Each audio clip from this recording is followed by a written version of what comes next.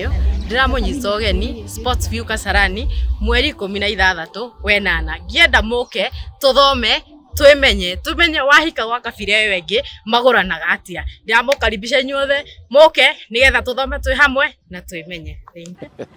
Now last but not least, let's talk about the Gikuyu Academy that teaches the language, the Gikuyu language, Rudhiomi.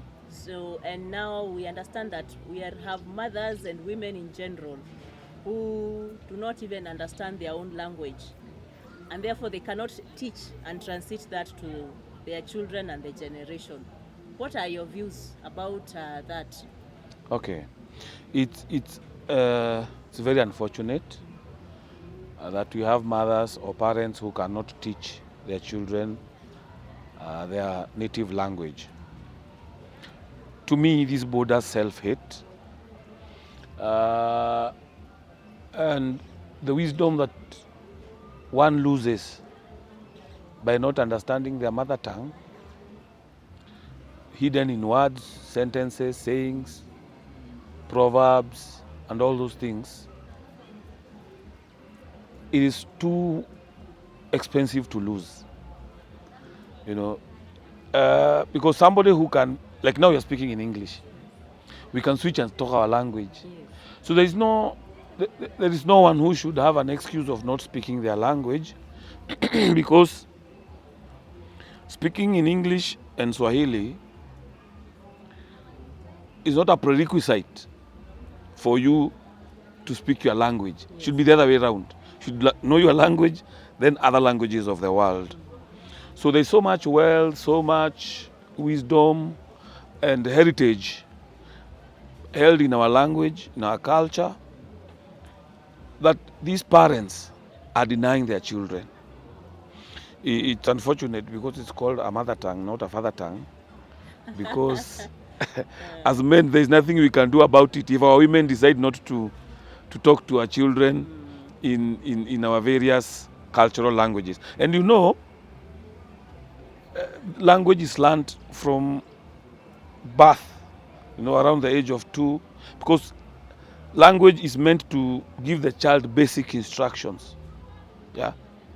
If you're giving your son or your daughter basic instructions in English, that becomes his primary language. In Kiswahili, it becomes the primary language. It will be very hard for them to learn Gikuyu or Luo or Kisi later in life. And basically, we are saying technically, that person belongs to that particular language. Yes. That's why we have so many people behaving like white people or Englishmen, because they are actually whites. They even don't call themselves with African names because they identify themselves with that particular language and the energy that they use. Remember, language is an energy, it's vibrating. Yes. So they don't know how to vibrate in their native language. So cultural issues and any problems they may face in their lives, which is supposed to be sorted culturally, it will eat them forever because they will never understand. But in that conference, if you speak to those women, encourage them, within 6 months, you know, somebody can be able to comprehend their language. That's according to KICD actually. Yes. Kenya Institute of Curriculum Development. They have a curriculum for indigenous language, which actually we use to teach our children or our students.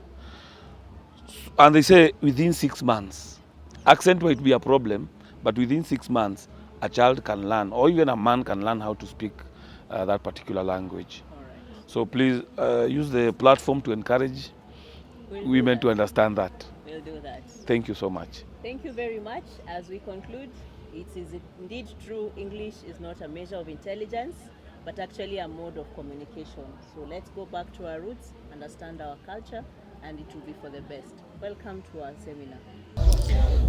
Airetu aitu young mothers na aria twi in the marriage aria tutoi uhoro wa unduire witu trambo invite 26th of August haria Kasarani Sports View tugacabania kuo tumenye maundu maria tutoi megie micie megie ciana citu no already wa intercultural event na ni thayo.